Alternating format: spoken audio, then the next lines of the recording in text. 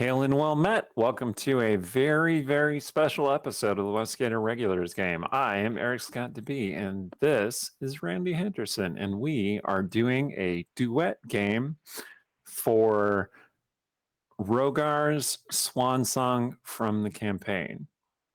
And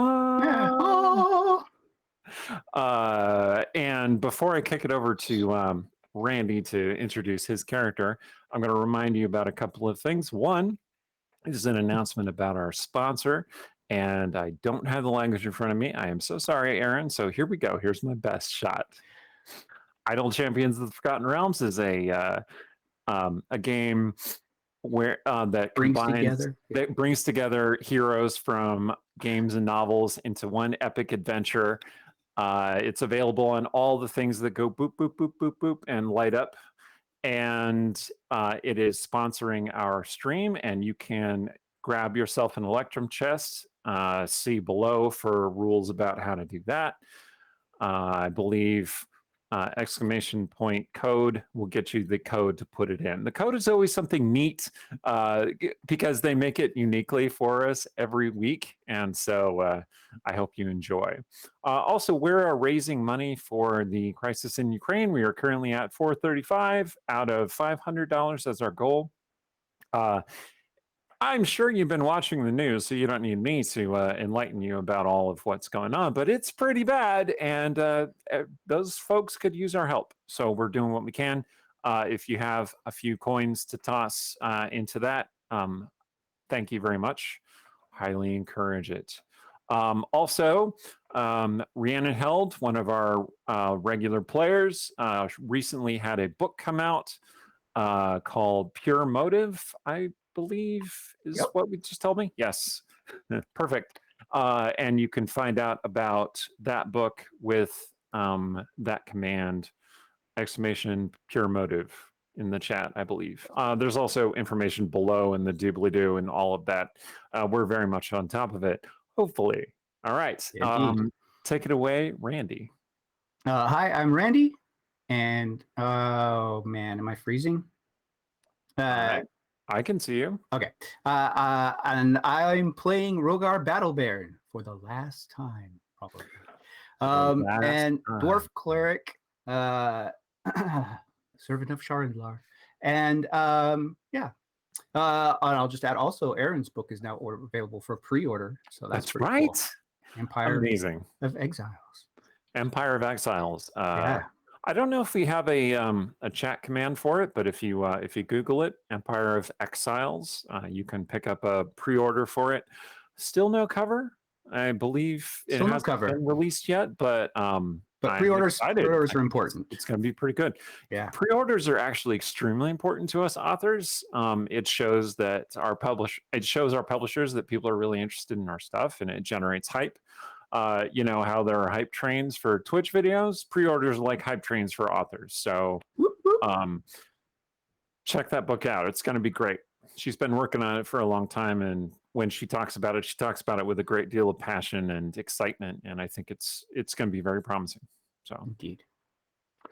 Okay, well, we since it's only the two of us in in our duet game, that's not a term that I made up, by the way. I borrowed that from Karen Logan, a friend of the show who has DM'd a couple of times, played a couple of times, and is the original creator of the Raging Sorrow character.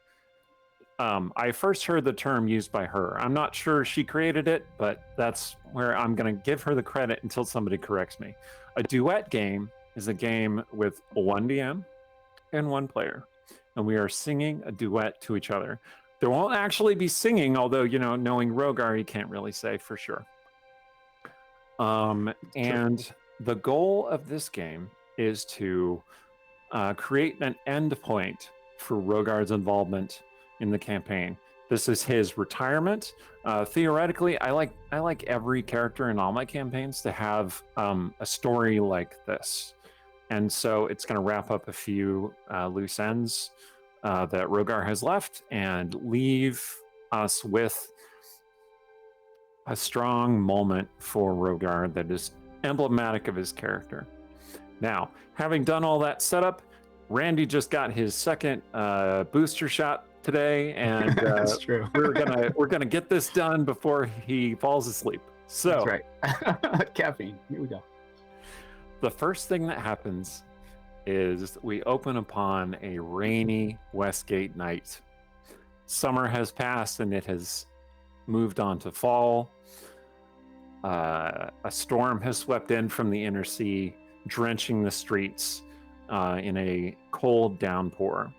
A cloaked, hooded figure is walking down the street, making their way toward the east end.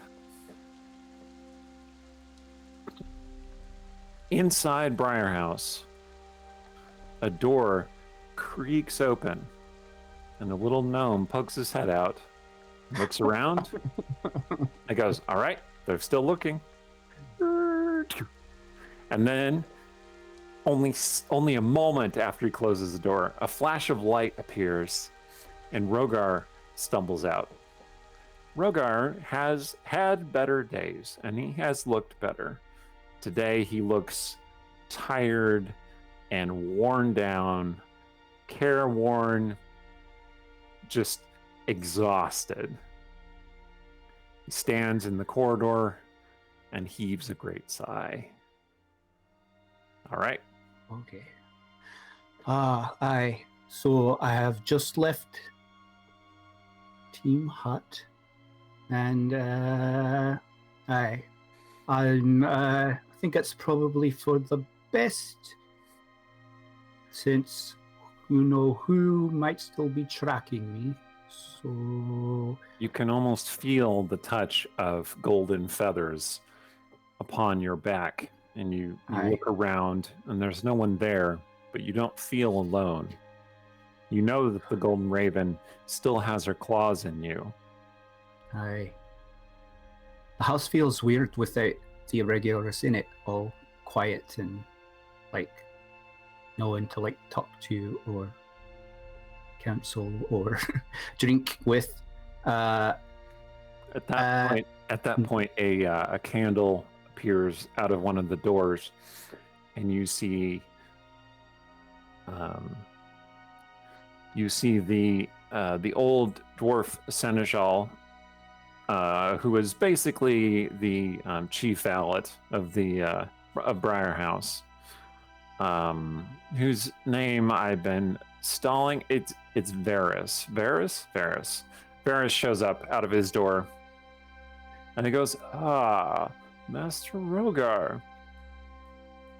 Hello, Varys. He comes in closer, and the light illumines Rogar and his shaggy beard and his kind of wild, unkempt hair with twigs in it. Rogar has been in the Feywild for a little while, and very few places are less comfortable for Rogar to spend any length of time. It's true. He looks like a man out of the bush at this point, just wild and unkempt. And Baron says, shall I be drawing you a bath then? No, I didn't think I'll be staying that long. I have lots to do and should probably keep moving. No one's, everything's fine here? No, random vampires showing up or things crawling up out of the basement or anything while we were gone? If you mean the Lady Darksong, she has been by periodically, mostly to check on whether you have returned or not. Apparently you have some sort of magic about you that keeps her from divining your activities. And I did. I would not tell her that we're back. I'm just passing through myself. I see. Well, I shall fetch you a cask of ale at least. You look very thirsty. And he heads off. That would be nice. Okay. Rogar will head down to his room, his basement room, with the big hole in the wall now leading down to the Vomos hidden library. Yep. Has that hole been patched or blocked off, or is it just gaping? It's just I don't know. That's a good question. I suppose. Probably like Caliph might have shattered though. Like Rogar couldn't stone meld it, so maybe she shattered it closed or. Okay, the smell of dusty death wafts up from the corpse basement Okay. under the basement. So the corpse library sub basement. Aye. Okay. You see something small moving in the darkness. Hmm. A little green cube that just. Yeah. And he's grown a bit since I last saw him, eating all the rats that came up out of the Vamos library, probably. And and I notice he has like a little kind of like almost like a milky white line down the middle of him. Yep. Roomba is very large and a little bit bulbous. And he turns to regard you. Like he doesn't have any eyes or any, facial features of any kind, but like he just pauses and just Okay. leans a little bit toward you. Oh, I'll tickle the top of him a little bit, feel that nice tingling of acid on my fingertip. Yep. And then I use that to like, take off the edges of my nose hairs, little grooming while I'm at it. And then I'll say, be good, Ruba. I'll be back, and then I'll go around and start packing my stuff up. Roomba starts inching its way closer to you. Aye, Roomba, you're coming with. Don't worry. Roomba seems very insistent on going with you wherever you're going. Aye, okay. Are you I'll going pick up to... Roomba and I'll sit him on my shoulder. Okay. And are you going to? Do you feel conflicted about taking Roomba with you, or are you just going to just go with it? I felt a little bit conflicted. But I think that because we kind of found him together, but he's sort of just pretty much been in my care most of this time, and Artemisia is the one I worry about most, but she has her Tressum now, so you're saying all this. You're saying all this to Roomba. Aye. Would you? So I think it would be okay if you came with me. Aye, or do you think it's not a good idea?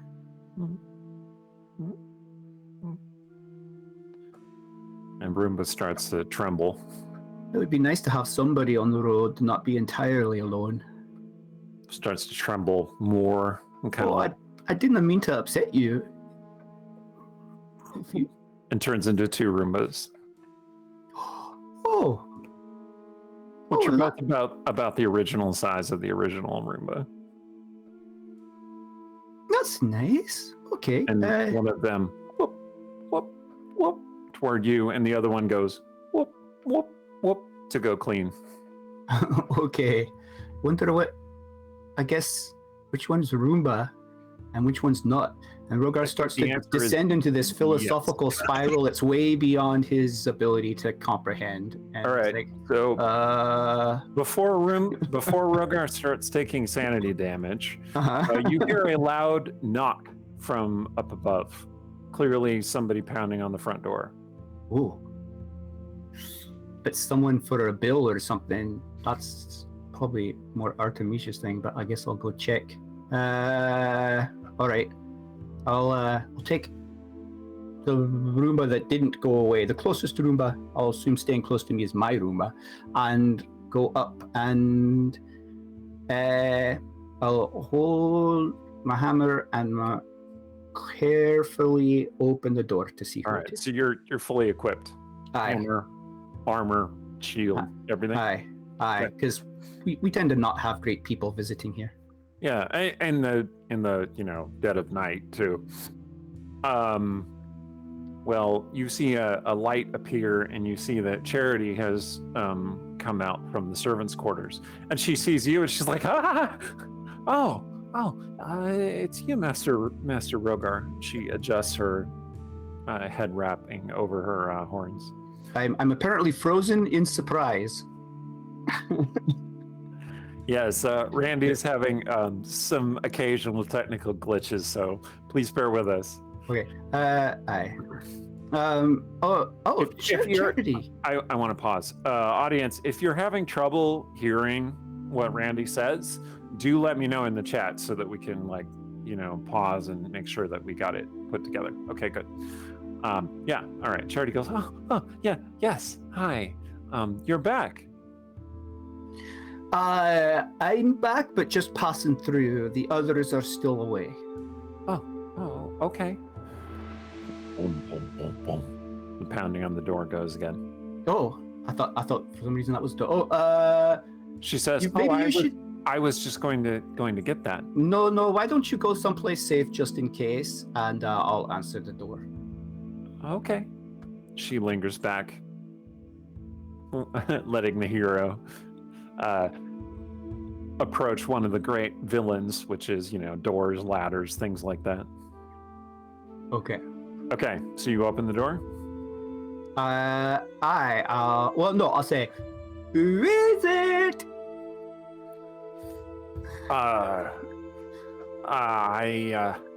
I bring a message from the Church of Sherinlar. Oh. Be there a Rogar Battlebairn in there? Okay, I'll open the door. Okay. All right, you find a red-bearded dwarf. His beard is braided into 4 braids that hang off of his chin. He looks young for a dwarf. He's probably only 20 or 25, something like that, which is practically a child for a dwarf. Right. Kind of an adolescent teenager type. Do I recognize him at all? Or? It takes a second, but you do recognize him.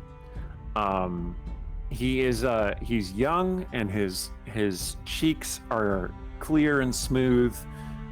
His hair is very well braided.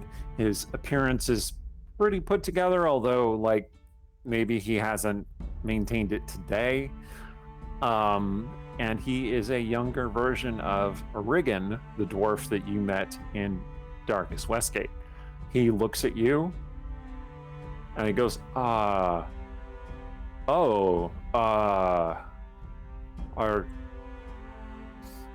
be ye Rogar Battlebairn? I am he, and I reckon. Well, let's see. I mean, he doesn't know me. No, I know him from Darkest Westgate. So, he looks I'm Rogar. anxious and confused. What is your message from the Church of Sherinlar? Yes, and he touches at the symbol of Sherinlar, which is on a chain around his neck. I am an acolyte of the Church of Sherinlar, and I think ye might be me father.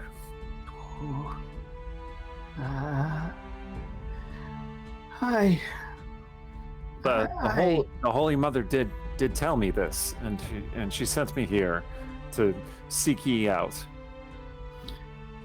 Rogar's torn because he doesn't want the Golden Raven to but I guess it's out. So, I am your father, and won't you come in, please? So behind you hear this, and you look back and see Charity, and she's like, "I'm gonna go make tea," and then she heads off. Or ale would be good. Ale and me tea, please. Riggins has. Ale and what tea? In me tea. Oh, in me tea. If you bring in me tea, I'd like ale in it, or maybe just hold the tea. Thank you. Oh, I didn't know you had a maid servant. I do not. the people that I live with, my friends, the Irregulars, they do. Just stands there with water just dripping all over the fine carpet. I'll to get you a towel. Varys, can we have a towel? So, And the valet shows up and he's like, I have been meaning to speak with Mistress Sharon about hiring more help. And he goes to fetch a towel. Regan says, my apologies. it's okay. Mean... As long as Artemisia doesn't know who did it, you'll be safe. Okay, Regan, I have to tell you, I do know who you are because I met a version of you in another world. Long story. And I guess... What? I know. And I guess why are you here now?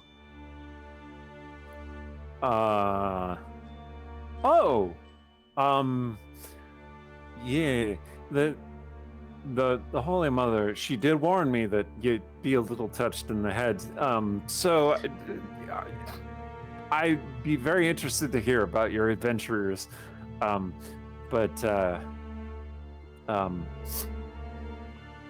You're my father, and I have come to meet you, and I'm to be married tomorrow, and I would like you to participate. Oh, or congratulations? Is it congratulations? Yes, it is a fine duty that Sherinlar demands of us, and I am honored to do me duty. Yes, but I feel like making a perception check, but I don't even think I need a perception check at that. Your passive insight shows you that he is like real shady and like unsure about all of this. And he's like, I was hoping that we could talk.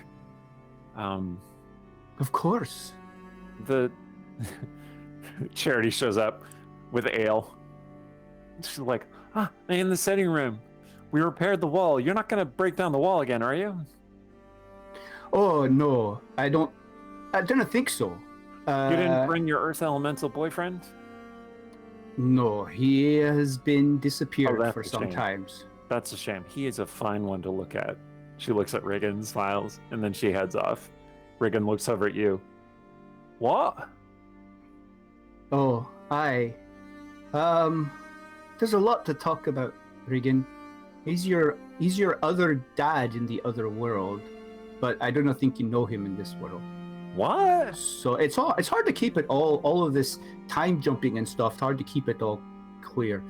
I don't have any dad in this world except for you, who I just met just now. Oh, and I'm sorry about that. I promise you, if I had known that you had been born, I would have tried to be more. I would have tried to be involved in your life. Oh no! I was raised in the church. The happy outcome of one of the celebrations. Aye. My life has been joyous. Just, no father figure exactly. Who was your mother? He looks downcast for a second. He says, a priestess by the name of Shielda. I love watching Eric have to come up with a name on the fly. Shielda. Oh, Shielda. Aye. Oh, I remember. That was my first ritual that I participated in. Sherinlar, she did bless you then.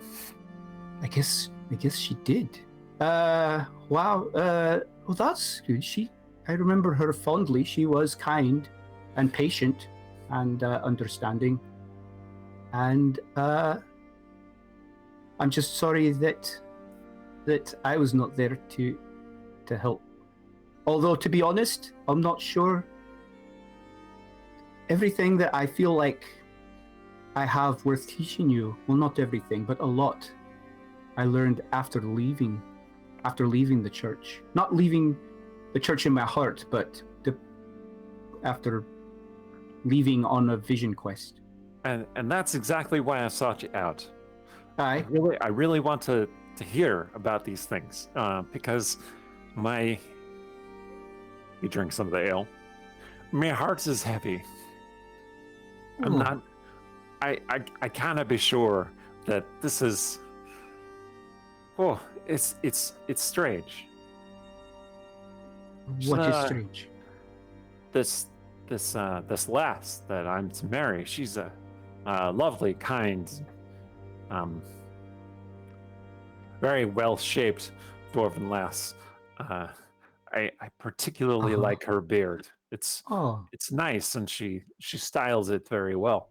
But do you love her?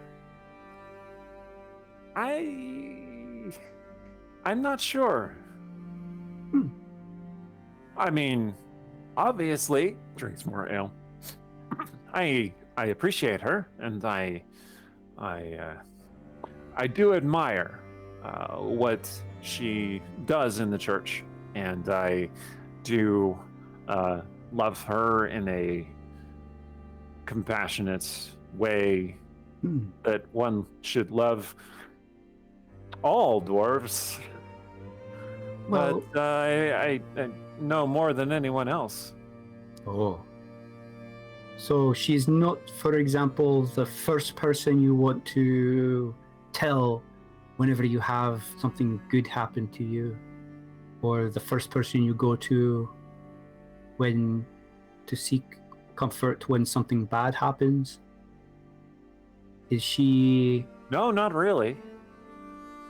Do you miss her terribly when you are away from her? No, not especially. I've yet to partake in any of these rituals. You know, the one that involved all the sex that resulted in me? Aye. Tomorrow would be the first one. That's when I'm getting married, by the way. Tomorrow at dusk. Okay. Could be today. How late is it exactly? Drinks more of the ale. I dunna ken, but I do ken that perhaps this marriage is not what you want in your heart, and is probably I didn't know not what the that best has to for do you. with it. It has everything to do with it. Ale. Oh, lad, I'm sorry.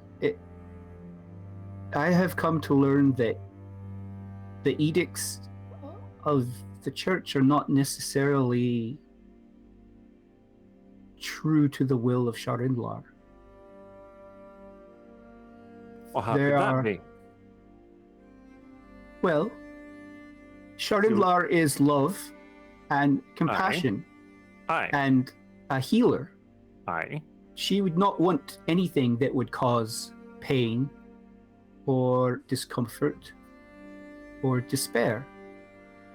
So if an edict is causing you pain or despair or fear, then it is not of her, right? I suppose. But be Sherinlar not also marriage and Aye. breathing? Aye, she supports those things happily where there is love and life. There is much that I have learned that has come out of our people's fear and the trauma of all that we have experienced with the spell plague and the sundering and all of our losses. He looks down at his ale. But we need to heal. We do not, and until we do face those fears and that pain, we cannot do that. So I do not mind the marriage so much. Aye. As I said, this young lady is very, very respectable and kind, and I do enjoy her company. I just don't really want to participate in the dance. Oh. I Do you fancy... Who would you want to participate in the dance with? And you can tell me, and I will not judge you, and you are safe in telling me. He looks kind of sad and a little haggard, but also he just drank like, a couple of ales in like 2 minutes. Aye. And he looks up at you, he says, nobody. Nobody that you have met, or you have never had that feeling towards I've another? met a lot of people, a lot of bonny people, Aye. and it's just never happened. Well, that's okay. Is that wrong? Is there something wrong with me? Oh, Regan, no, Rogar just comes over and gives him a hug and holds him and says, there is nothing wrong with you. You are perfect just the way you are.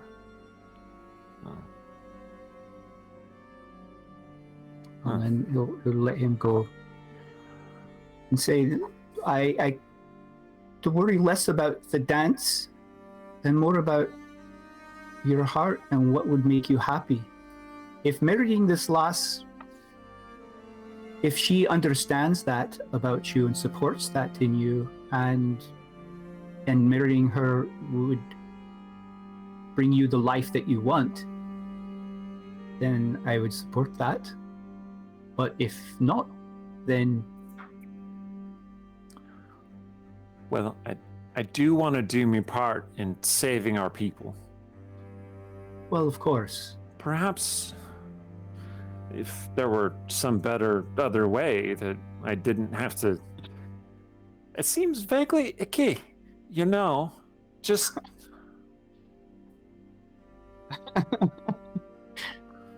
distasteful. He grabs your ale and starts drinking it. I understand if you feel that way. I have nothing against you. You and your earth elemental lad friend. Is that what the horned girl said? Oh, he's not an earth elemental. He's a... that's a relief. Aye, he's an elf and a druid. What? a bonny one at that. He's rather dreamy and extremely frustrating. Extremely frustrating. I asked the Holy Mother to grant me this time that you might tell me your stories, and you better start telling me your stories. Oh, I'm surprised, frankly, that the Holy Mother told you of me. I would think she would want to keep you away from me. Oh, no, she didn't tell me of you. The whole church told me of you. You're famous. Oh, famous good or famous bad? Yes. Oh, okay. Famous and infamous. Right. Mad Rogar, wild Rogar. Oh, Battlebairn, more like windmill bairn. I'm not sure what that means, but you and your rebellion are famous, infamous, rebellion, heretical almost. But the Holy Mother, she's a hard woman.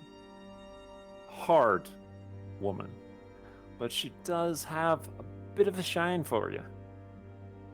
Bit. Aye, she raised me. I remember her fondly. Anyway, would- she's in town, you know. What? Oh yeah, she's going to you know, the wedding. She's to officiate the wedding. Rogar's hand creeps up to the helmet of teleportation. Unless you Oh, unless you want to take over. You're my father. You have a claim to do that. to officiate the wedding. Right. Oh, I I do the not wedding. feel I could do that in good conscience if it is not something you truly want and would make you happy. Oh. In fact, I would advocate, I would stand with you to, as your father, I should have some right to declare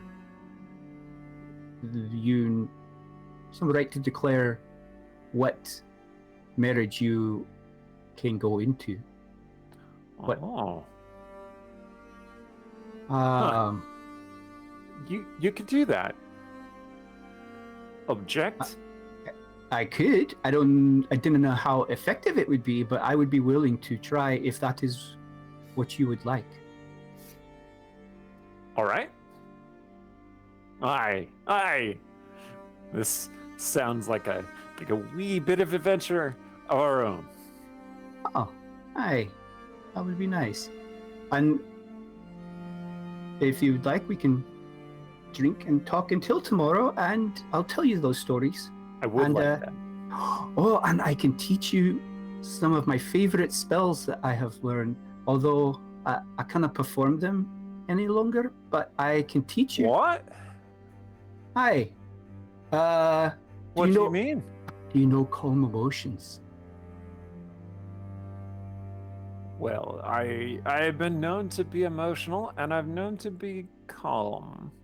Oh no, there's an amazing ability to calm others people's emotions. Here, hold your hands out like this. Aye? And then what you do is you mimic the rising of tension. So, uh-oh. And then you bring the tensions down and you say, you need to calm down. You best be calming down. Aye, and then you let that calm flow through you, through the power of Sherinlar and out across the people. And it calms them down. It's great for if there's an angry crowd, or people are very, very upset, or very, very upset with you. Aye. It's one of my favorites. That and summoning my spiritual weapon, which I rather miss. Have you summoned your spiritual weapon yet? My spiritual what? All right, your conversation kind of continues on like this for a while. Riggin eventually sort of falls asleep and listening to your tales, and you pass a fine evening and morning together, and he and you both awaken around high sun, the day of Riggin's wedding, extremely hungover. Or at least he is extremely hungover. I would like you to make a Constitution saving throw, please. All right. 22. All right. You are sober and fine. Well, sober at least. Yeah. All right. So, Riggin, okay. You are in the early hours. You're sitting there looking at Riggin, thinking about what to do. And you hear a voice. Oh. So, you must think you're very clever. Oh. No, I've been told many times I am not very clever.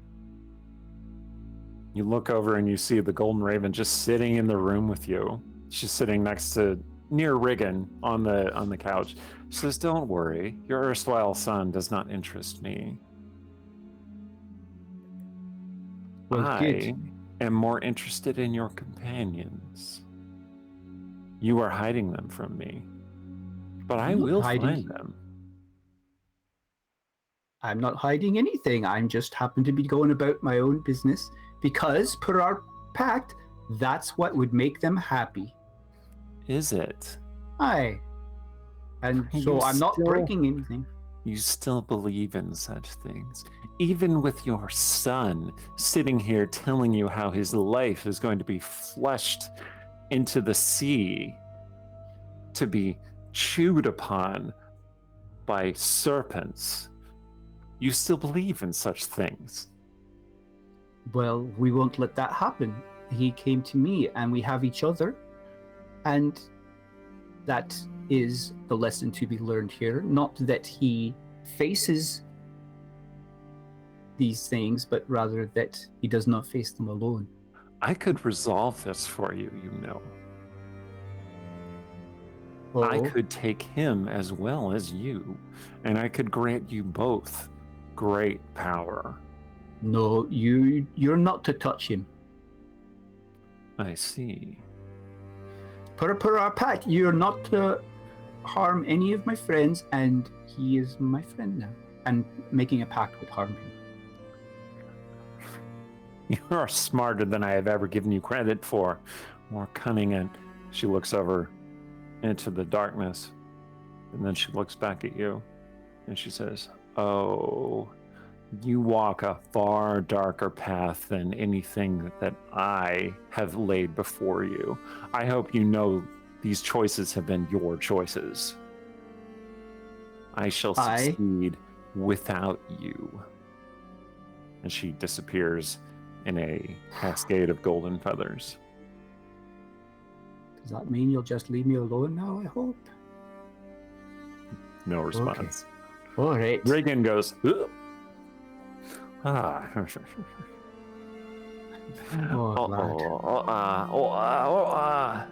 Can't you calm yourselves down? Oh, he says in his sleep. All right. So you awaken around noon. Hi, son, the following day, the day of Regan's wedding, and he looks thrilled about it. He's just like,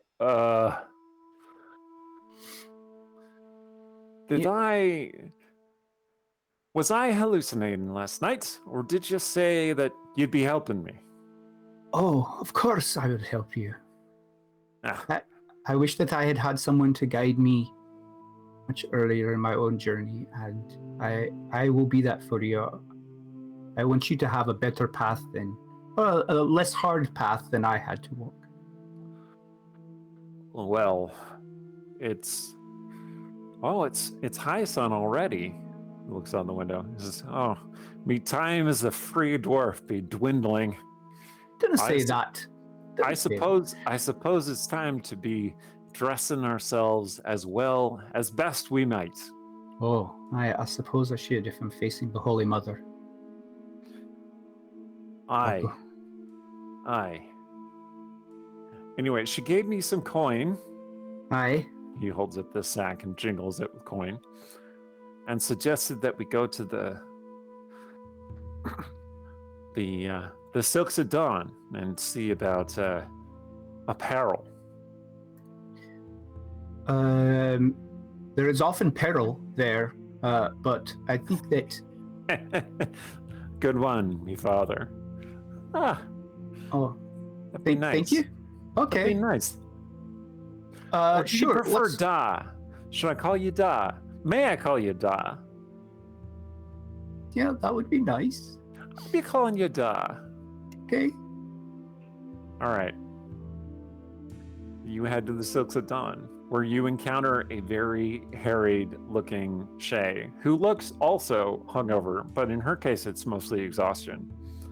And she says, Rogar, hey, do you know when Artemisia's coming back? With her out of the city, I have to do both the night and the day shifts, and keep track of all of you, and write the chat books. I mean, I said too much. Who is this handsome dwarf who's with you? This, Rogar says proudly, is my son, Regan. Regan draws himself up to his full height, which is just a wee bit shy of the perfect height. He needs some boots that will add an inch to his height, and I do, because I need to hit the perfect height. Yes, and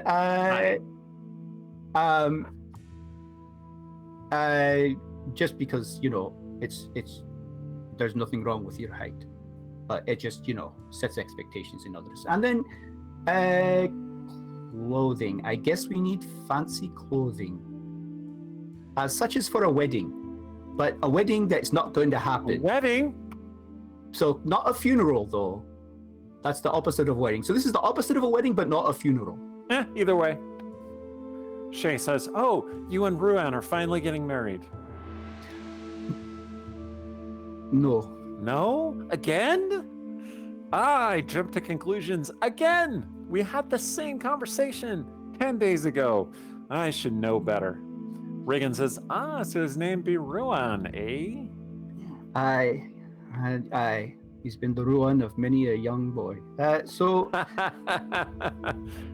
Shay looks at you like, who are you and what have you done with Rogar? You are too clever, too witty, or I am too tired. Anyway, I got these new tunics in, and I want you to take a look. Okay, hi. We'll take a look. Also, Rogar is thinking, as long as he's out shopping, to put the DM on the spot, he was thinking maybe he'd go to that elven smith and ask him for +3 weapons for the irregulars as parting gifts to leave in their rooms. Okay, so there's a fashion montage. And you're trying on outfits and checking each other out in these outfits and just like giving feedback and thoughts. And you look nice, Regan. That fits you well. I think it's a wee bit tight in the back.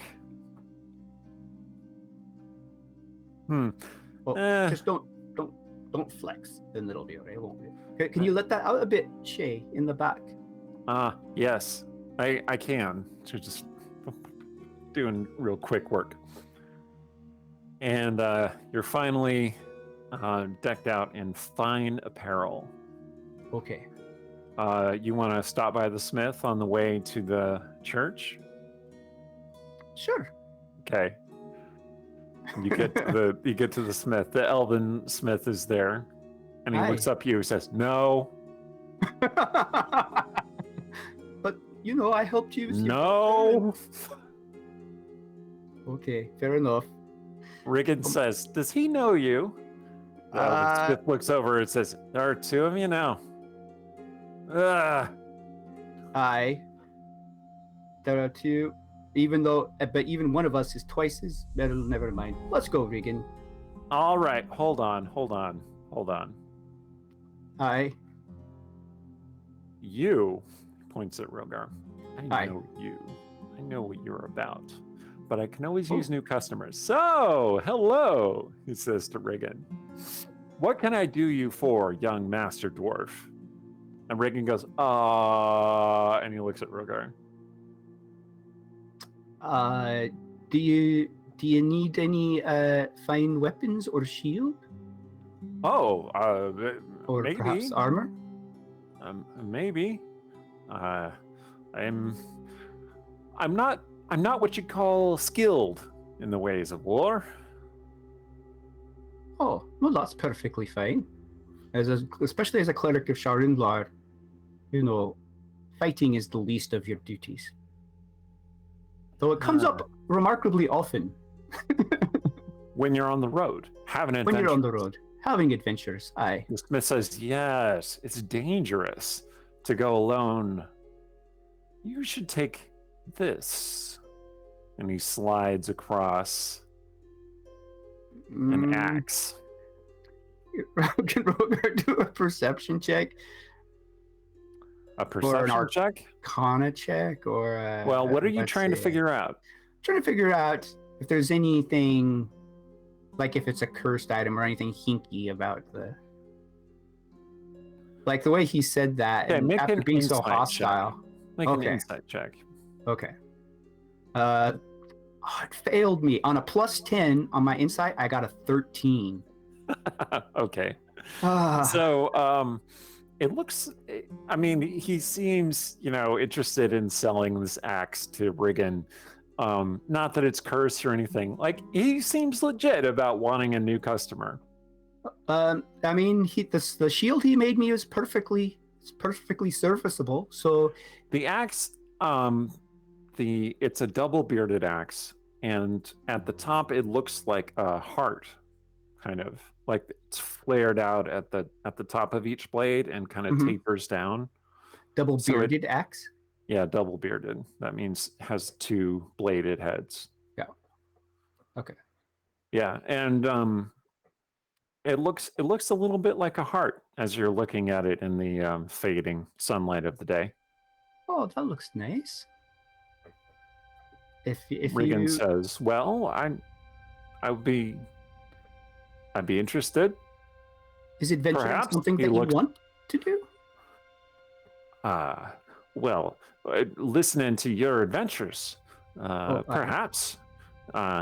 If I'd be out on the road, it means less time in the sex rituals. The elf goes, "What?" That's technically true, although I can tell you, you'd still find opportunities for sex on the road, but you would not be required to perform on the road. But that's the reason to go on. Regan says. The elf But it's goes, not a choice between sex and putting your life in danger. That shouldn't be your options. That's not your only two options. I just want to be clear. "Why are you dressed so nice?" the elf says. "Oh, I'm getting married today," Regan says. Oh, "But don't worry, there won't be any sex, and the marriage might not even happen." aye. And the elf goes, "Just take it. Just take it." He slides the axe across, and he looks at you, Rogar, and he says, "Never come back here." Well, I didn't think that'll be a problem. Thank you very much for the axe. That was quite a lovely gesture. He goes away. Riggin picks up the axe, twirls it. How does it feel? Just make sure you don't cut your toes off or anything with it. And It's the perfect weight. The perfect weight. oh, good. Aye. Well, I'm not sure if you should walk into your wedding wielding that, but why not? Let's go. If you were getting married, would you walk in wielding a weapon? If I were getting married, yes, at this point, just because I would expect, some a horde of vampires to suddenly burst through the window or something. Then I am carrying a weapon to me wedding as well, even if the wedding does not happen. All right. Do you think the horde of vampires might burst through and disrupt the wedding? I mean, who knows? Seems ideal. It could happen. It's Westgate. But let's hope not. Let's hope we can find a better way to...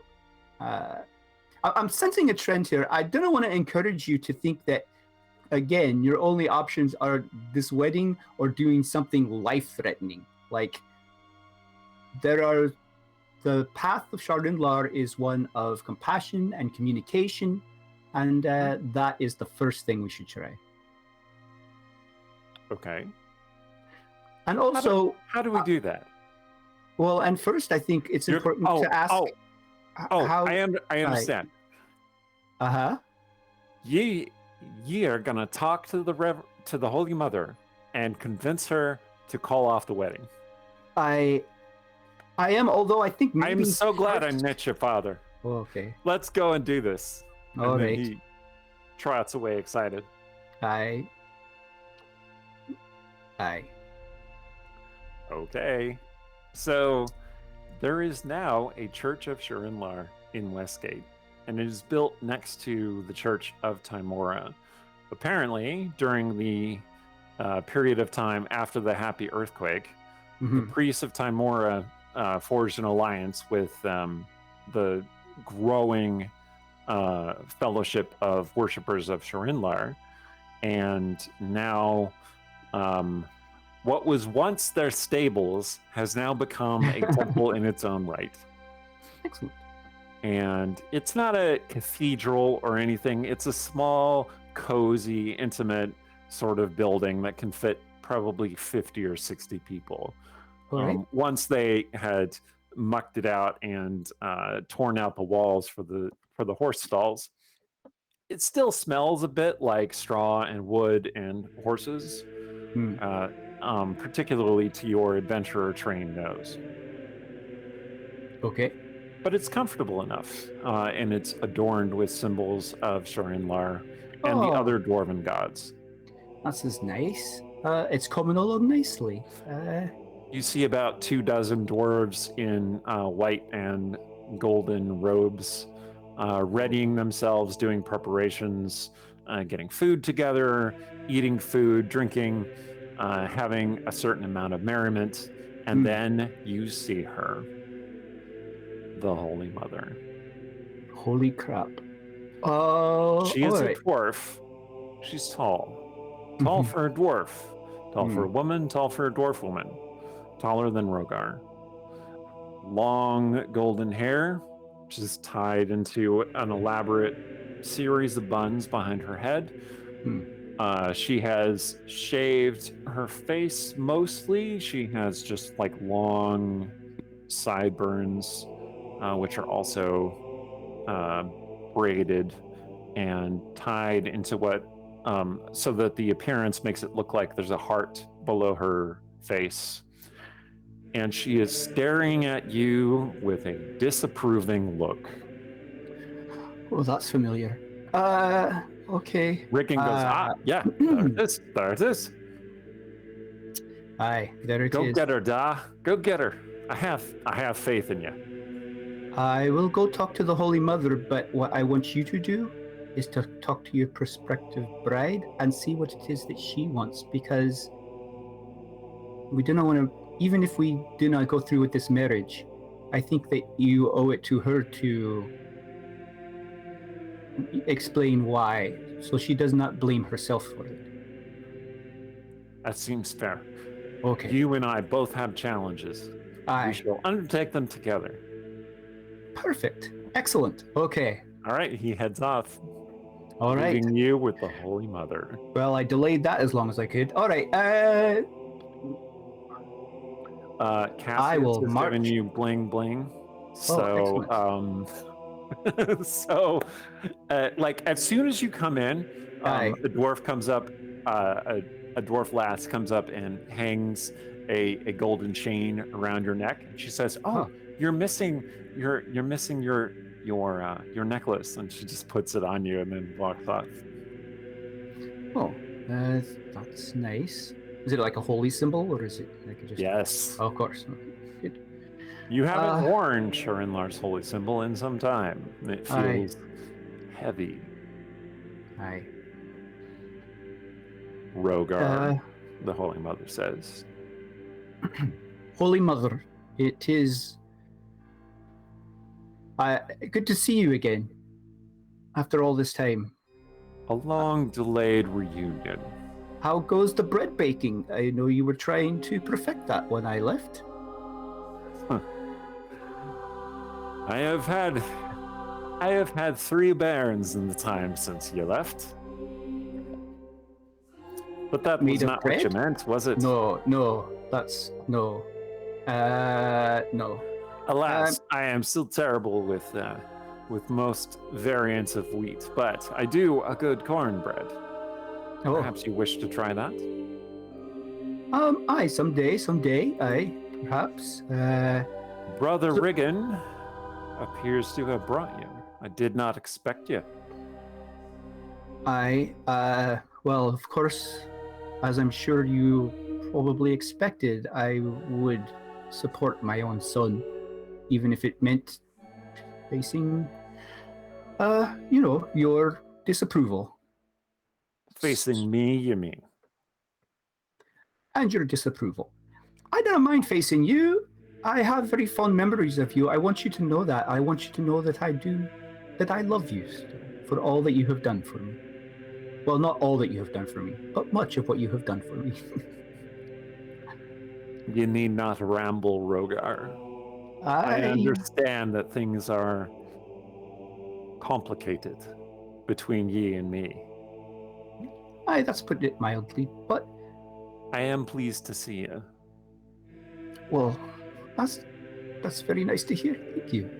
You have been shirking your duties. No, I'm doing my duty as a father and as a priest of Sherinlar. I have come here to talk to you about this wedding. I didn't think it should go forward. You hear gasps from all around. The Holy Mother draws herself up even taller, and she says, "You, outside with me, now." Okay.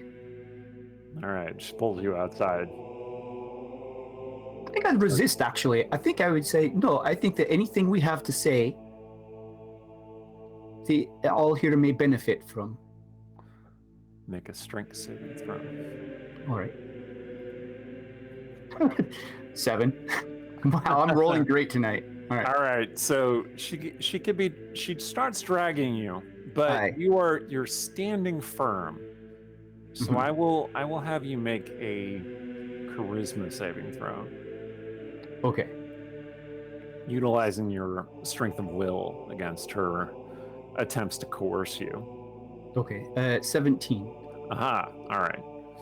So she did manage to pull you. She is a very strong woman. She did manage to pull you, but your words kind of strike her, and more importantly, strike the people around you. All right. And she stops and lets go of you. And she says, "Fine. I have nothing to fear from what ye might have to say." Oh, I didn't mean to cause any fear. I just wish to talk. Exactly. Tell me what you have to say. I shall hear you. Well, I feel like I'd be repeating a bit, but of what I said to Regan, that, listen, Sherinlar is about love and happiness and thriving life, and forcing Regan into a marriage that will make him unhappy and miserable will not benefit him nor his wife. She deserves to be with someone who is fully committed to everything that she wants out of this marriage as well. You'd be punishing two people rather than doing Sherinlar's will with this marriage, I feel. And ye are the arbiter of what his bride wants or needs, eh? No, Regan is asking her right now what she wants. But what I do know for certain is what Regan wants, and even if she wants the marriage to go forward, if he doesn't, then it is not right for it. Does her no good. It will ultimately bring her unhappiness. Nah, I see where the boy gets his defiance and insolence. Oh, thank you. Hi. I see you have a strong stomach now. You can stand before me.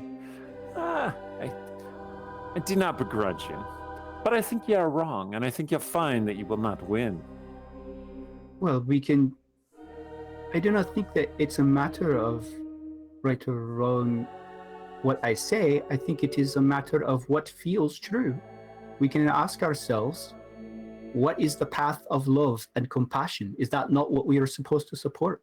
Not what rules are written, not what the church edicts proclaim, but out of a place of love and compassion, what is the right thing to do? She stares at you darkly, and you can see kind of darkness in her deep, deep blue eyes. Like And dark she emotion or like darkness? Yes. Yes. Yes, to both do of I them. do an insight check or perception check? No. Okay, all right. I'm just being poetic. Okay, all right. And she says, "We shall wait and hear what they have to say for themselves. Oh, okay. Ye are a man of strong spine and spirit, Rogar Battlebairn, but did not expect such a thing from Riggin. He does not have your stomach. Of course not. That would be awkward. But What would I eat with? it's true. It's true. It's a good point. But he'll also do his duty. Unlike certain dwarves who will be assembled here. Well, placing duty above happiness and joy, I fear, is what has led to the bleakness amongst our people. Duty is not always the right answer if it brings harm. What do you know of the bleakness? I have struggled with its very cause myself, and I can tell you that the bleakness is brought on as a self-inflicted harm. It started as our trauma and our tragedy from all of our losses, but the way that we have dealt with it, the way that our leaders and our church has dealt with it, has only made the situation worse. I have been dealing with the bleakness while ye've been off gallivanting with your fancy, flashy friends about who knows what business. Do you know how many dwarves in Westgate are sick with the bleakness? Do you know how many dwarves in Westgate have been looking forward to this fine day as a chance to escape from this bleak hell of a place that people dwell? I didn't think that I have communicated the cure to the bleakness. The bleakness's work trying to stop this wedding. Do you know how many people will be upset if you stop this wedding? Is that any reason to inflict harm on these two young people, Riggin and his betrothed? Yes. Just to make others happy? Inflicting harm upon one or two for a brief time is justifiable for saving all of our people. Ye used to know that. Oh, I know that I have felt similarly, even recently, that to sacrifice myself was worth it. But those small little things add up. You will take part in this wedding for the sake of our people, and you will be happy about it because Sherinlar will bless you. And then you see mist start appearing between the two of you. Just starts rising up into the air. And the Holy Mother is still shouting and just... And I'm shouting, I will stop this wedding for the sake of our people. And then at some point, you can no longer see each other. Okay. And a hand grasps your arm and draws you away. Do you wish to go? Or are you going to fight back? Is the hand warm or cold? Warm. Okay. Yes, I'll go. It's not like we're not like misty stepping or something, are we? No. It's just pulling me through the. Okay, yeah, I'll go with it. Okay. You hear the shouts of confused dwarves all around. They're like, "Oh, it's the ceremony starting already." No, I don't think this is part of it. I think it is. You just are pulled out. Okay. You end up in the shadows outside the building with a cloaked figure, slight and taller than you, is drawing you out from the church. Okay. I heft my hammer, which I guess I brought because Brian brought his axe. Mm-hmm. And all right. Better to face whoever it is out here rather than in the middle of the church. So I say, stop or I will strike.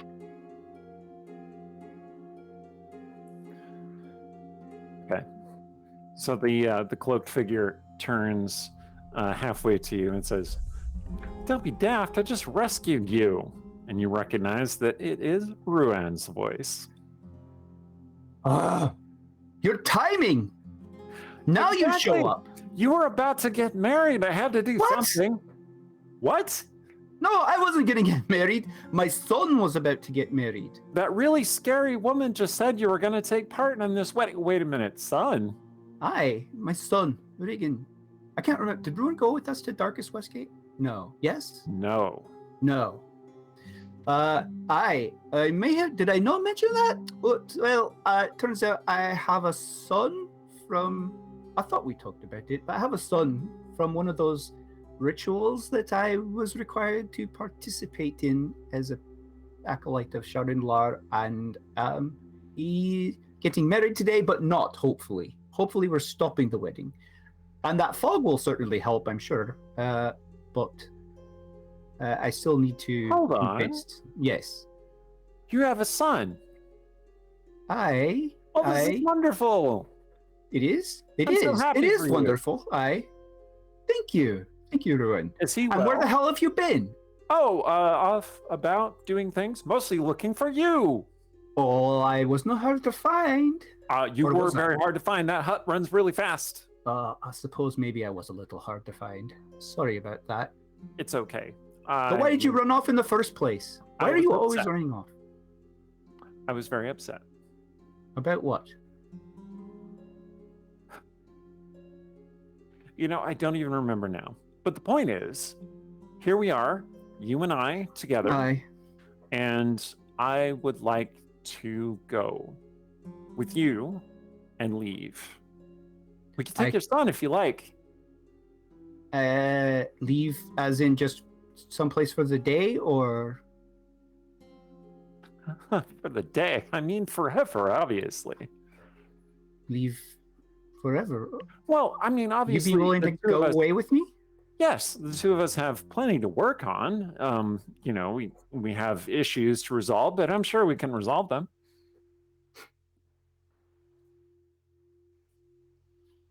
I think that this is something that we do need to talk about, but not right now. Right now, my priority must be Regan. I must stop this wedding. And once that is dealt with, then you and I are going to have a discussion. Okay. He steps a little closer to you and puts his hands on your shoulders.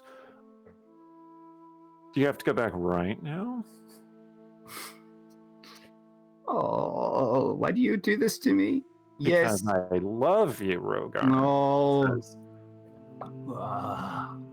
I love you too, you idiot. All right. Let's no. But no, I need you to listen to me. Okay. I'm listening. Must help my son right now. He is my priority right now. We must stop this wedding. Do you want me to smash the building as an earth elemental? No, I didn't want to cause any violence or harm. I just want to convince them to entangle the guests with nature magic. Possibly, but not as a first move. First, we do the talking. If that fails, then we do the entangling and run. Aye. All right. Very well. I shall help you. Okay. I think that will help. All right. Can you do something about that fog in there? Oh, yeah, that's my magic. I can let that pass anytime. But shouldn't I go in and, rescue your son first? No. I think that again. Oh, we're serious about the talking, right? The talking. I'm serious about the I talking. remember now. Because all right. There is nothing more exciting than a lot of talking. Here we go. Here we go. All right. Let's take our break. Okay. All right. So, Yang, if you wouldn't mind queuing us up for 10 minutes, and we will be back soon for the second part of this story. Chad has pointed out that it is basically a rom-com in the making, and I'm like, yeah, it is. Well done. But there will be action and darkness to come. So yeah, option 2 definitely is getting Regan to just be so horrible that she doesn't want him to marry her. Yeah, Alrighty. We'll see how that goes. All right. Don't go away.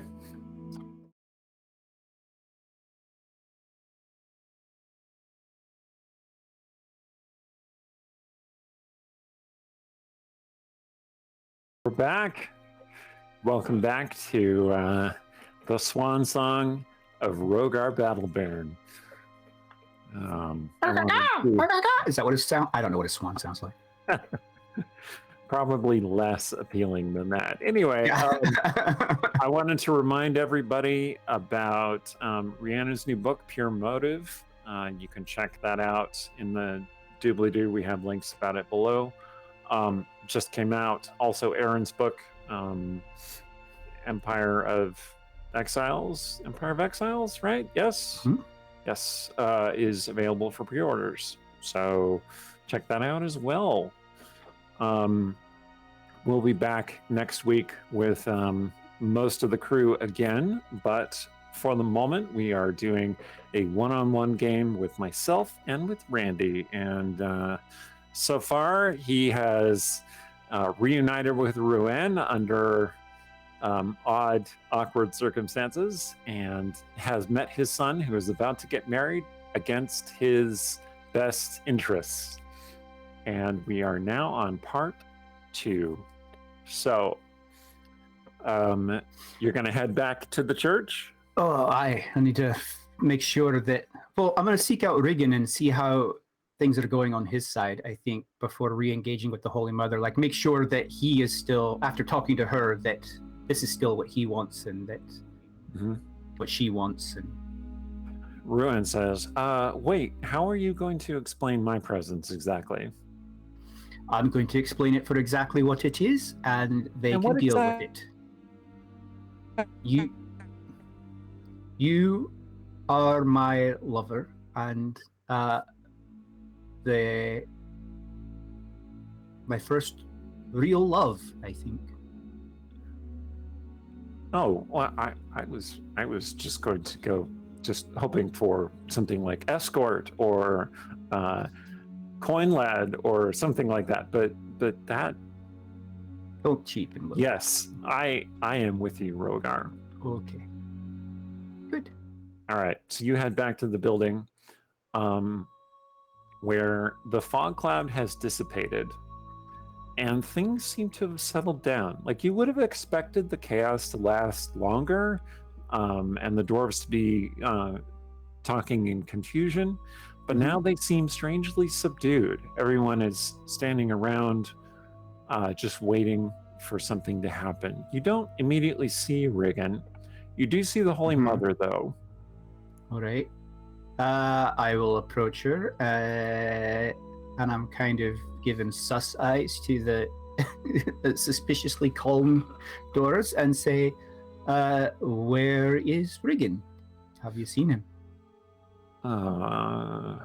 He is getting prepared for the ceremony, the Holy Mother says. Preparing or getting prepared? Preparing. And where is he preparing?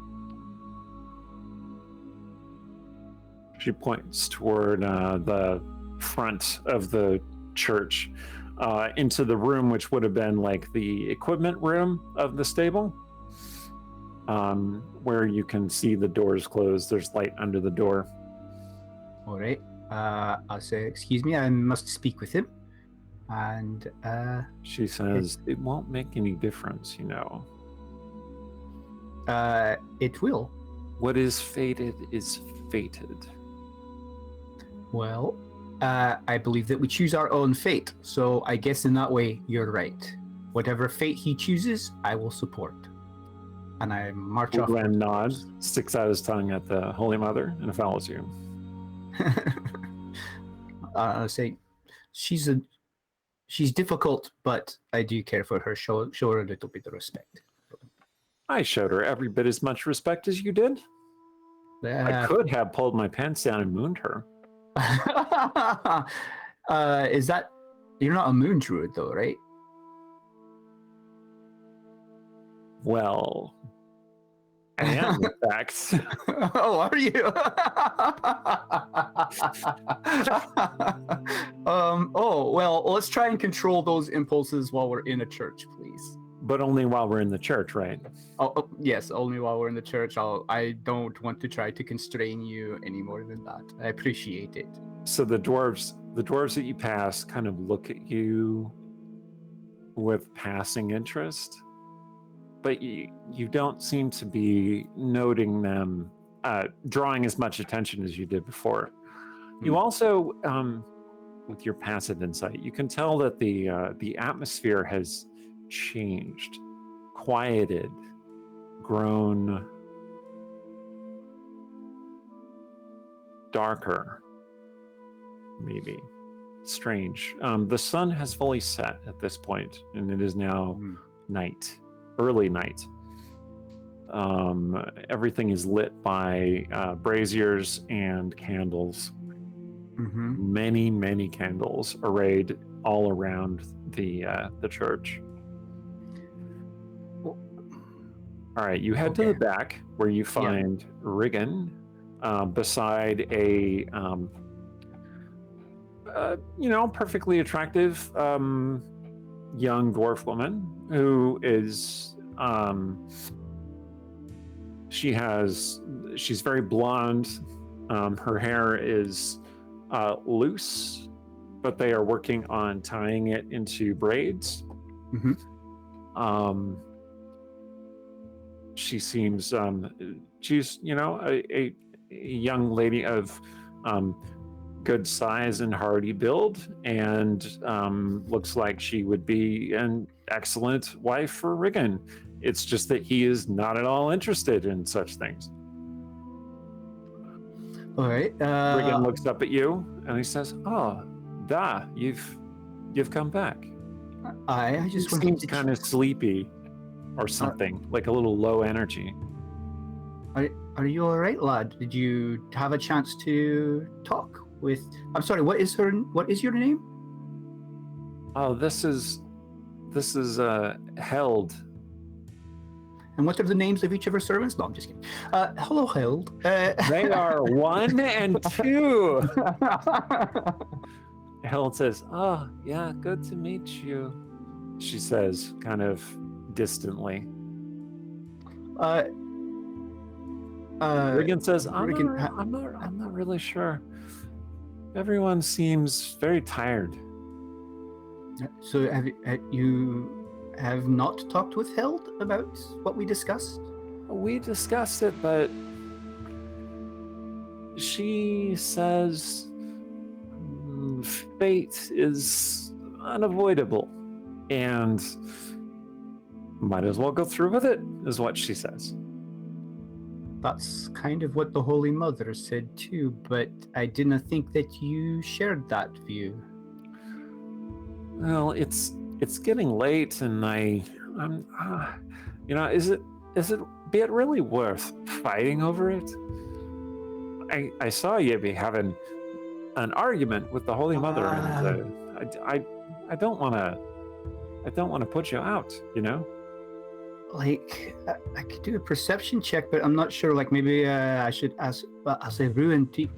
Your inside check is plenty to tell you that he is weird. 23. They're all acting weird right now.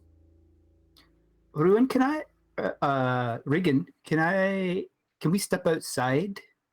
I can't leave while the ceremony is in progress. It's not in progress, is it? It hasn't started. Fate is inexorable. We cannot change it. And then you hear this faint whisper in the back of your head that says, It is. It is. You cannot change what will happen. Do I recognize this voice? It is not the Golden Raven's voice. It is a far darker, colder, older voice than her voice. Beside you, Ruin says, Rogar? And when you look back, all of the dwarves are just staring at you.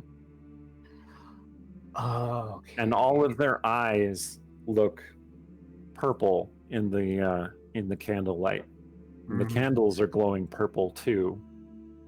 Bloody and you Shar. see Beside the Holy Mother Mhm. stands a human woman, taller than the Holy Mother, dressed Mhm. all in black, the raven black hair. She's wearing a cape that of purple and black feathers that trails away into shadow. Mm-hmm. She Okay. says, "Yes, you have returned to me." Oh, hell no, I had not. My finest champion. I wish you'd stop with that. I'm not your champion. But I love you.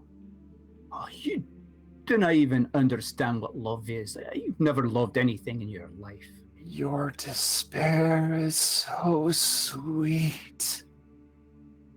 You feed me so well. Maybe I did once, but those days are past. I have dealt with my despair. I can show you fresh despair. Oh, that's tempting.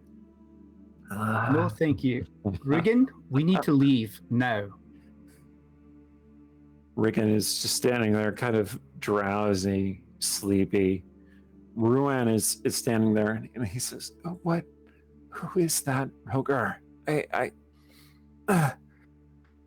Ruin, meet Shar. Shar, stay the hell away from Ruin. This one that you have chosen to bring with you, his will is strong, but none can stand against me." Sherinlar can stand against you.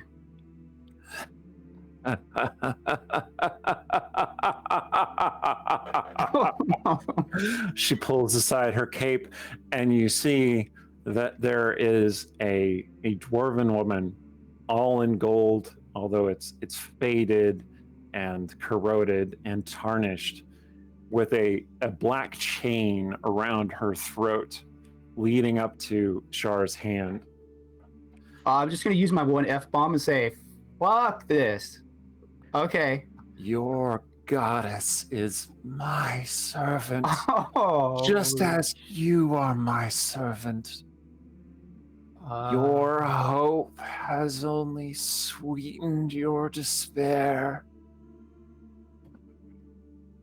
Sherinlar would never be your servant. You might have somehow chained her, and I suspect I know who helped or is responsible. She has no choice. Your people have chosen my path, for they had no choice. We always have a choice, you But ballbag.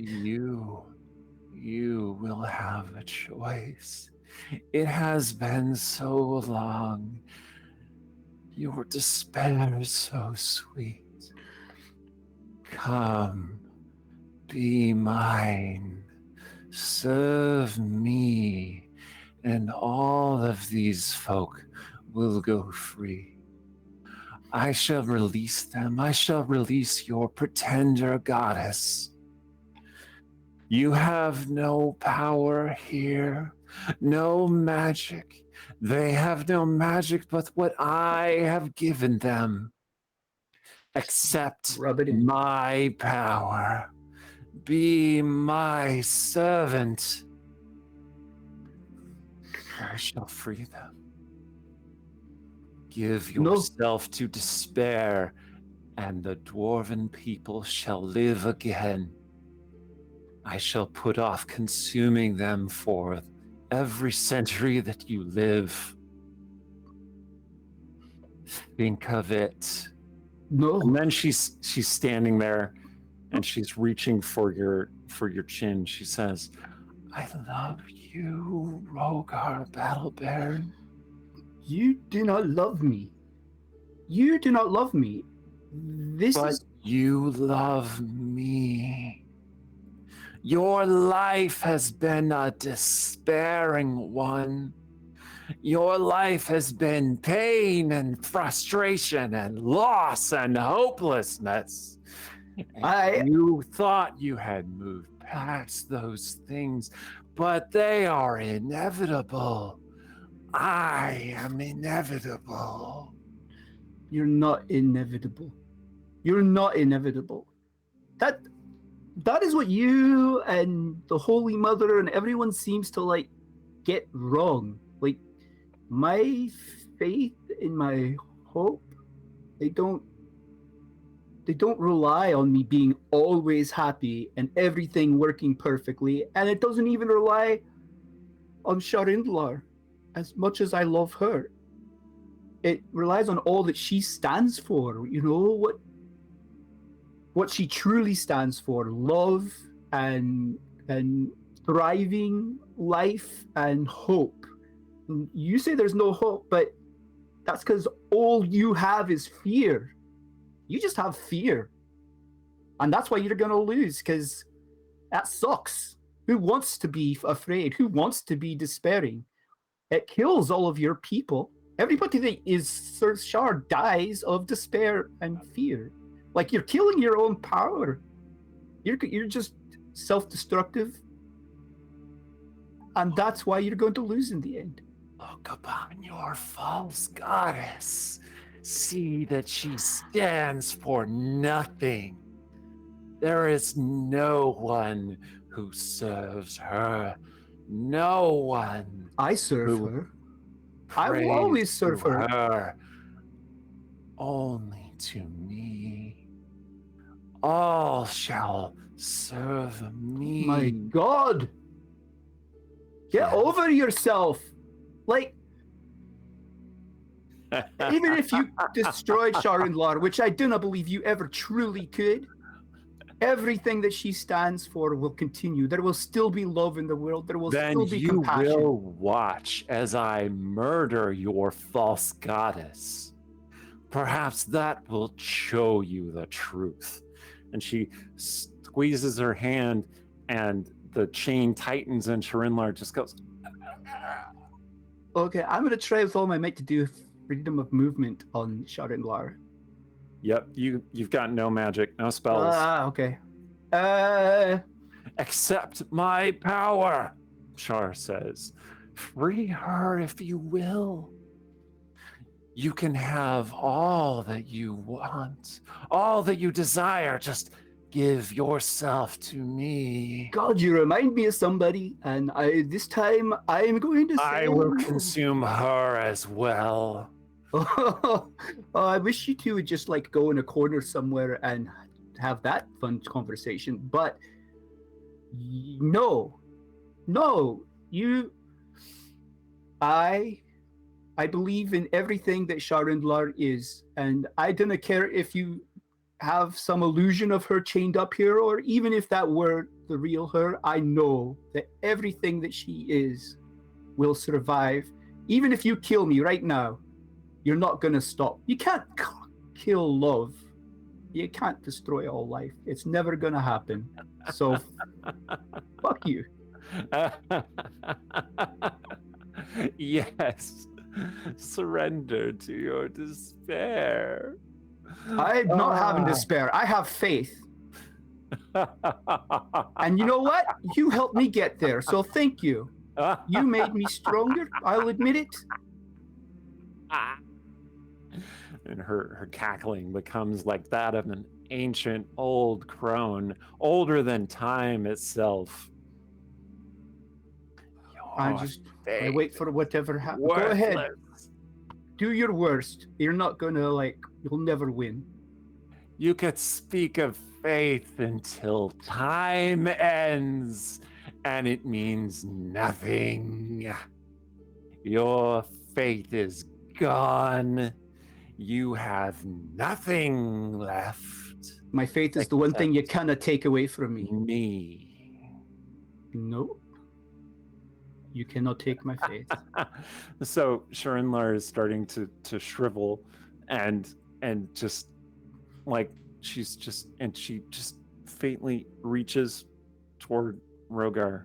And I'll try to move towards her and raise my hand to try to strike those chains or the manacles. You cannot move.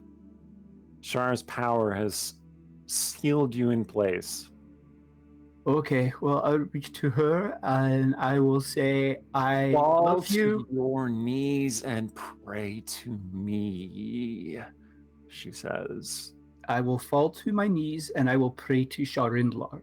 I will pray to her and I will let her know that I love her, and whatever happens in this moment, that if I survive, I will carry on her faith, and if I didn't survive, that someone else will. And thank her for everything that she's done for me.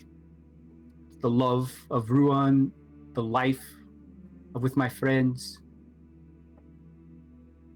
Make a wisdom check.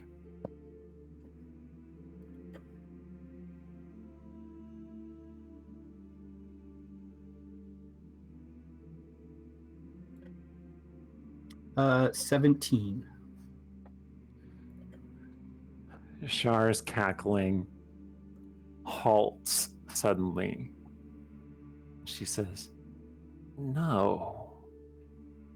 No. No. This is foolish. You have no faith left? What are you doing, wasting your words and your thoughts? And the chain that she's holding starts vibrating as if she's shaking it just in her fury. And you see a little light come back into Sherinlar.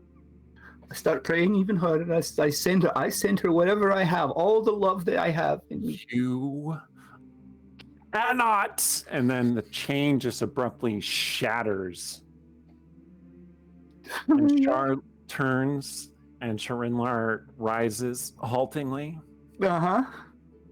And she says, You are mightier than any of us, but you are not mightier than all of us. And Shar looks around, and every dwarf is staring at her, their eyes returned to a golden color. Piss off. You're not wanted here. She draws back. No, you know what? I want to take that back. I want to say, I'm sorry you are so damaged, but if you ever wish to change your ways, I love you for what you have taught me, but I do not love for what you stand. And Shar blinks and then disappears in darkness.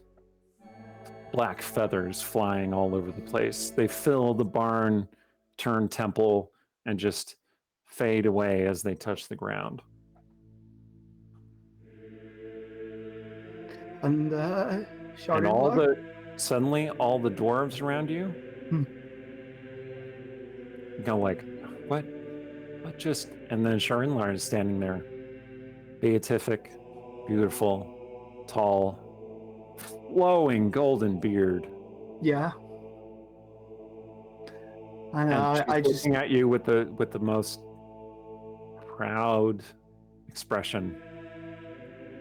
I want And to she run holds to out her. a hand. Okay. tentatively. I'll take her hand.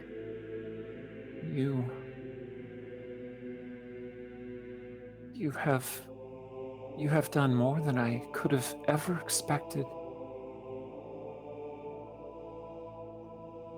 I made a lot of mistakes, but I try. I try to be worthy. She touches your cheek and kind of lifts your face to look into her eyes, and she says, You made so many mistakes, but you learned from them. And in so doing, you have taught all of us.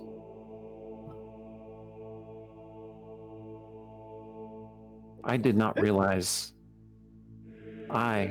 not realize the pain that you were suffering. It was not your fault. That is kind of you to say, but it was. It was my error, and it shall not be repeated.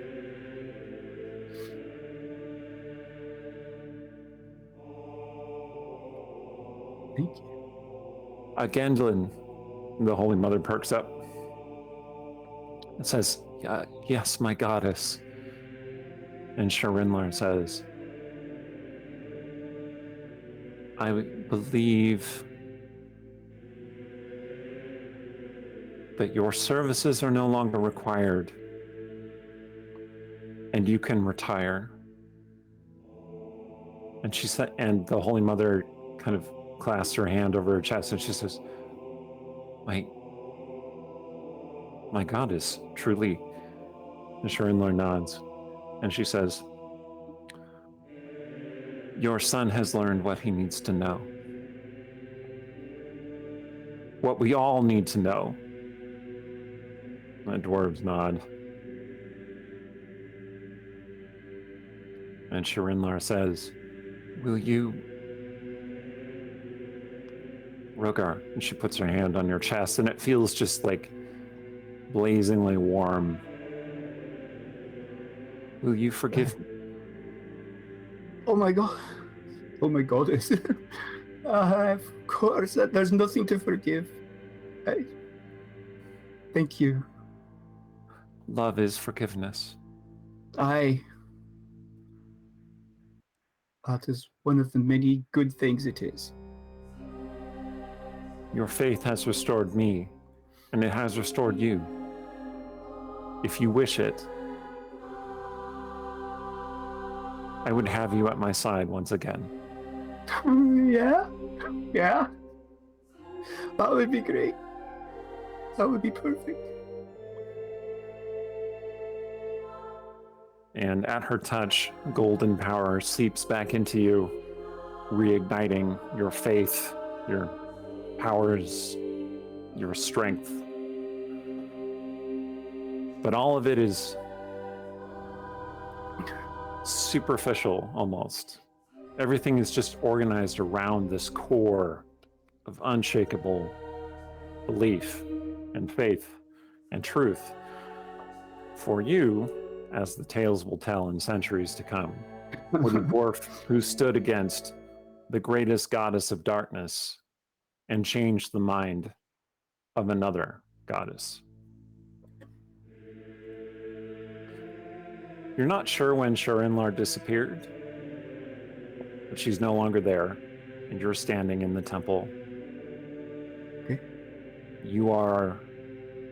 Everyone's staring at you. I think this would be a good time for us all to... Everyone says, you're glowing? What?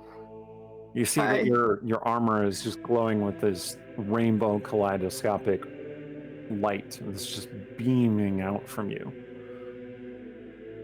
And the Holy Mother raises her hand and she says, my son, and she just vomits all over the floor. Oh. It's this black, inky vomit just all over the floor. And then the other dwarves in the room start vomiting as well. And just all this black goo comes out of them. And where it touches the floor, your light shines upon it and it just evaporates. Nice. I will cast a Mass Cure Wounds, because I can now on all the dwarves there. Yep, your magic washes their pain away. And I will say... They seem renewed and energized once again. And I'll just say, I think this is a good time for everyone should go and think about what this experience means for you. There's a lot to take in, I know, and I believe that we all will come out of this better for it. Riggin steps forward and he says, we did vanquish the Bogawomps. You seen them, all of you. They came out of you, and Rogar's light washed them away. The Bogawomps are real, and it is something that we will have to fight. And I suspect someone has been making them appear again. But I know that we will conquer them. The Holy Mother wipes her beard with the back of her hand, and she says, well, can't have that then. Better get to work, Holy Father. Oh. It seems strange. I'll be calling you Holy Son. That's better. Yeah, that was a weird moment. She puts her hand on your shoulder, and she Aye. looks around at the dwarves, and she says, I want you all to know that this is me son, and he is now your leader. Whoa. And if any of you have a problem with that, I'll wrestle y'all to the ground. Oh, there's no need for that. Okay. She slaps you on the shoulder. Okay. Well, I guess maybe tomorrow we will head back to the rift. There's a lot of work to be done. Ruin nudges you. Something about a wedding? Oh. Held. Regan, do you wish to go forward with your marriage? Is this what will make you happiest? Not what your duty is. Is this what will bring you the greatest happiness in your life? They look at each other. And Regan says, well, if she wants to. And Held says, no. Very well. Then the marriage is off, and there is no shame or blame to be had. It is merely was not a proper fit. I wasn't finished, Held said. Okay. Yes, Held. I have no attraction for this man. And Regan goes, whew. And Held says, I like elves. Oh. And I'd be sleeping with as many elves as I can. Rogar will glance at Ruin and say, She makes the eyes at Ruin. He's like, no, thank you. I can perfect well understand that. All love that didn't harm anyone is good love and is accepted. Now in the Church of Sherinlar, let that be my first proclamation. I will have sex with no one, Regan says. I do love y'all, though.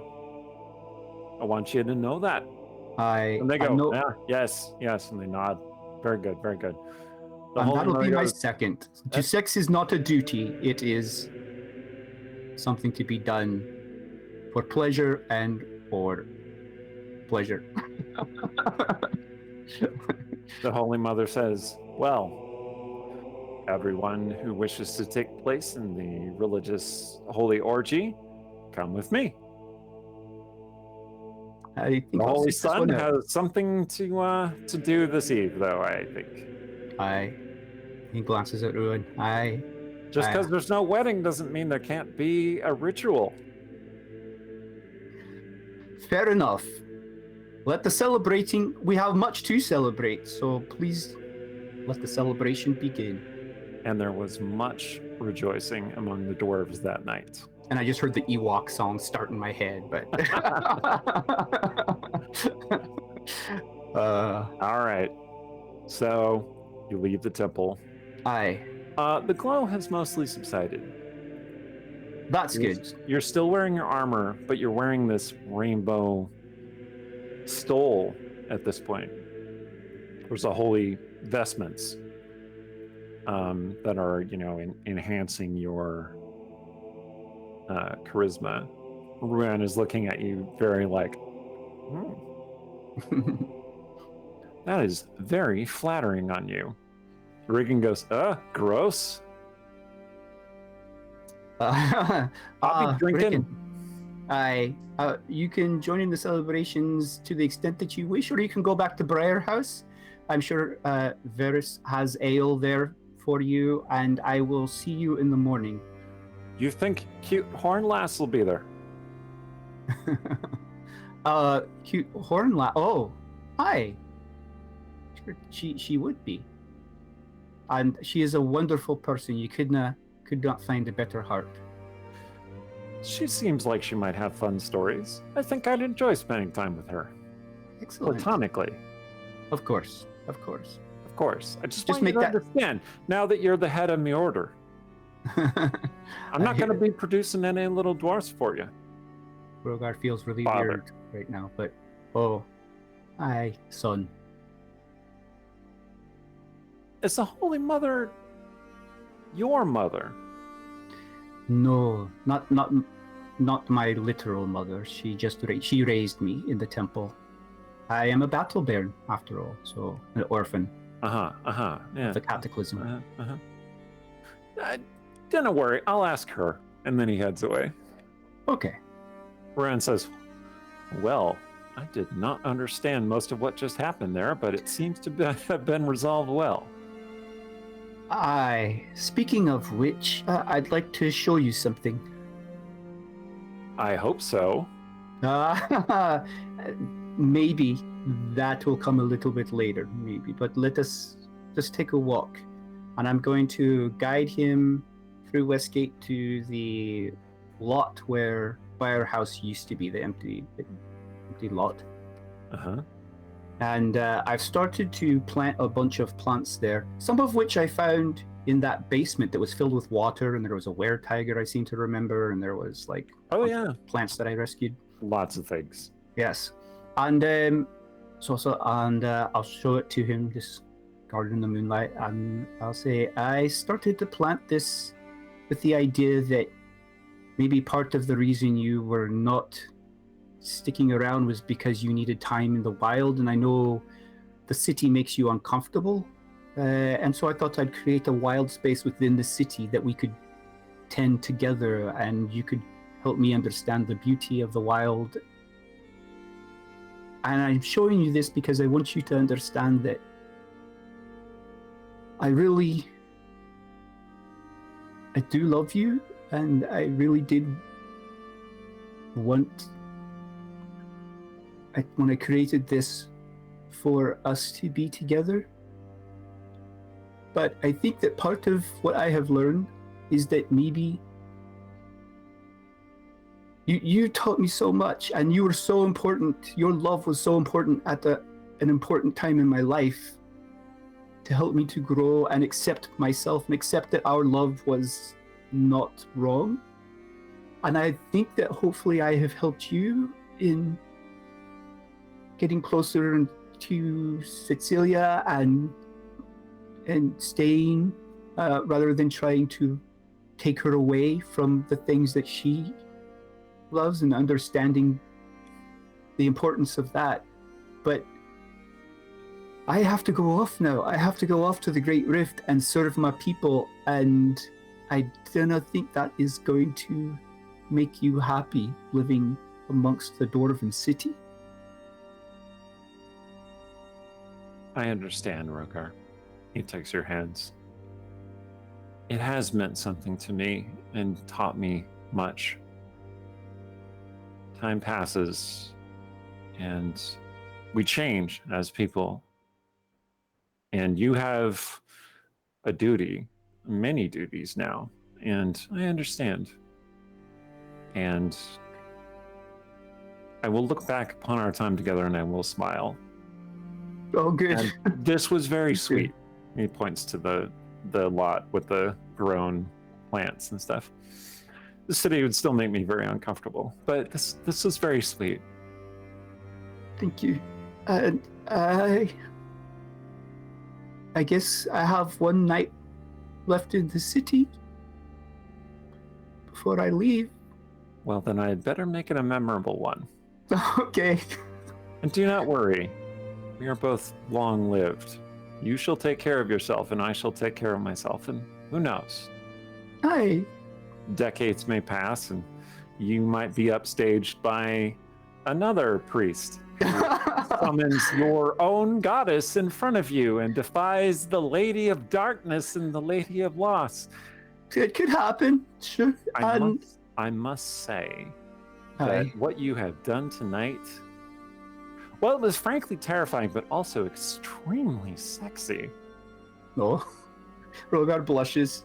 I guess I would not have thought of it that way, but okay. So, Briarhouse is not quiet that night. Nope. And in the morning, Ruin is gone. Oh, well, I'm used to that, but this time it's very bittersweet. But I smile.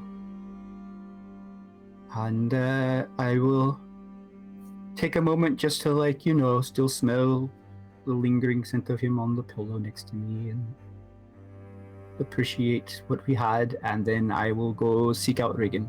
Okay. Dress, and then go seek out Regan.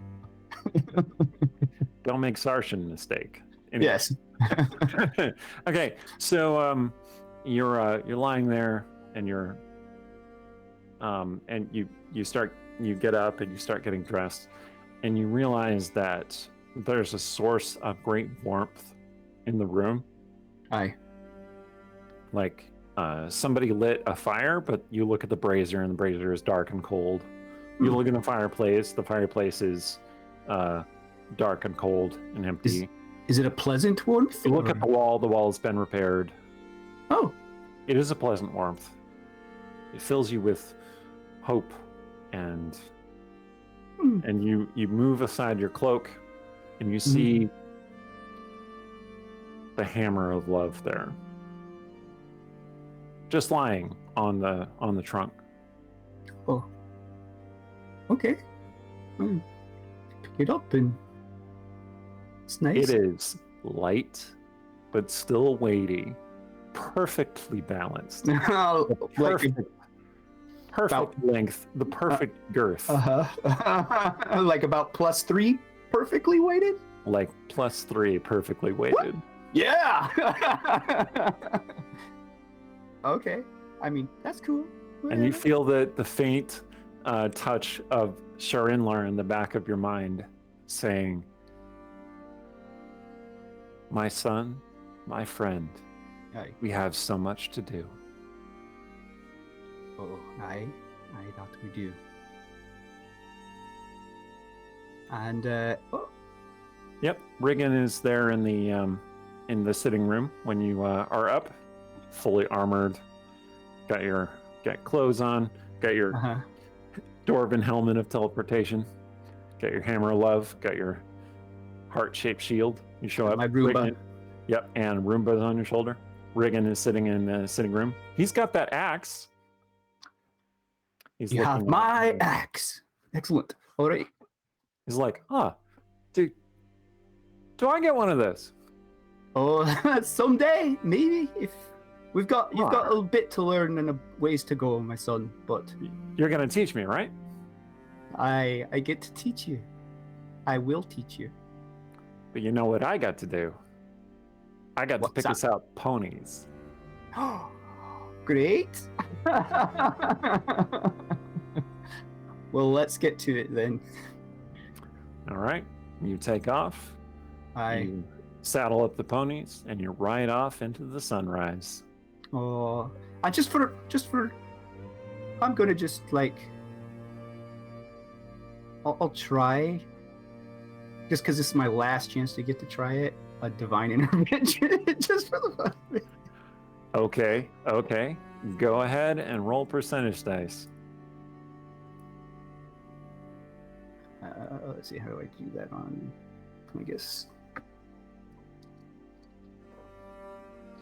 Well, what are you asking? For a button. Oh, wait, there's the...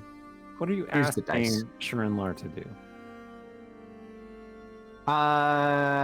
What am I asking Sherinlar to do?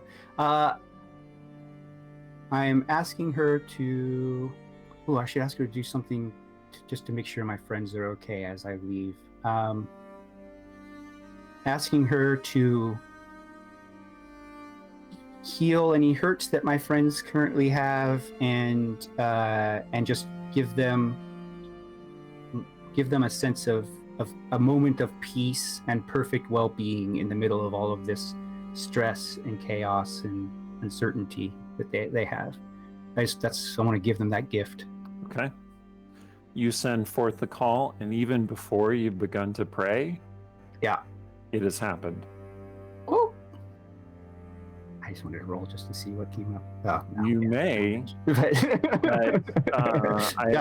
that's fine. I've just consulted the rules, and according to the rules, At 20th level, your call for intervention succeeds automatically. No roll Okay. required. Well, that's news. But yeah. All right. And So Rogar rides off into his future with his son at his side, looking forward to helping his people and his son. Indeed.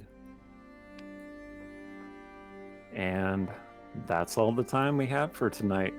I have been Eric Scott DeVee, DM of the Westgate Irregulars campaign. This has been Randy Henderson. Take it away, Randy. Hi, Randy Henderson.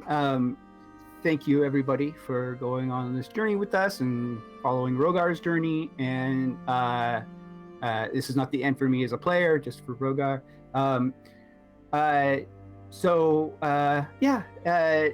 You can come join us over on our Discord, where it's a wonderful community. We talk about the stream, talk about gaming, hobbies, everything else. You can hop onto our website if you're new to the stream, find out all about our characters, players.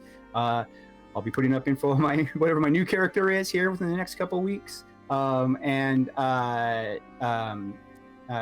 more. And then check out our YouTube, where you can find all of our past videos and subscribe to that.